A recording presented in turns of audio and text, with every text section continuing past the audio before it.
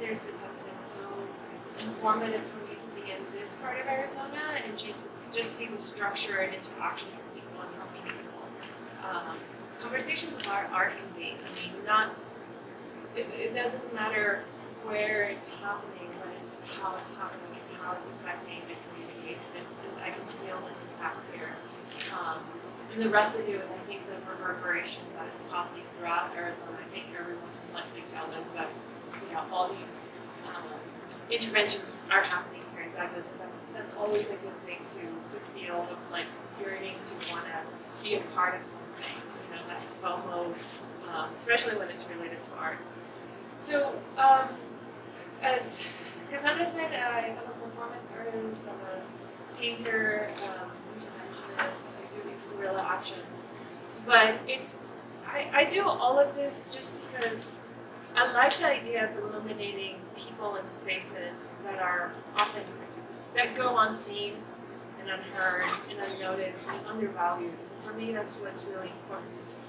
And with this workshop specifically, which is called Surface, it was very much inspired by an essayist, Sora Neale Hurston. She's a writer, an African-American writer. And this essay was written in 1928. And there was this one line, and it's called When I Feel Most Colored. There was this one line within the essay that just recontextualized the way I see spaces, architectural interior spaces. And she said, I feel most colored when thrown against a sharp white wall.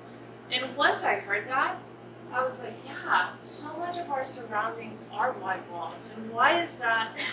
Who has defined that should be the standard always for what we get thrown against, as a backdrop? And so as an artist, you always kind of question these ideas that are just taken as a given or normal or as a standard, and really push against those to really just amplify or question, like, what could be the next standard? What could be other possibilities of seeing ourselves within, our surroundings or a space in which we interact? And, it is true that if the white wall is constant, but our backdrop, it definitely highlights the color of our skin.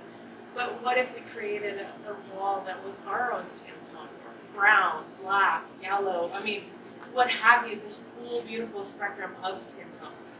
And so this workshop developed as trying to do that, creating a tapestry or a mural of sorts that would be just an array of everyone's skin tone that's in the room.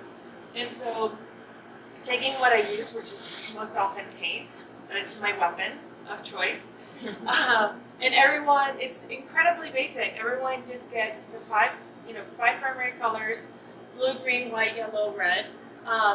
And to just really understand also the mechanics and the technical aspects of paint, because you'll quickly realize that, so often I have, when I've worked with people where they think, or students, when they think that, skin tone, they often mix just like red and white, and you'll quickly see that turns into like very cartoony pink.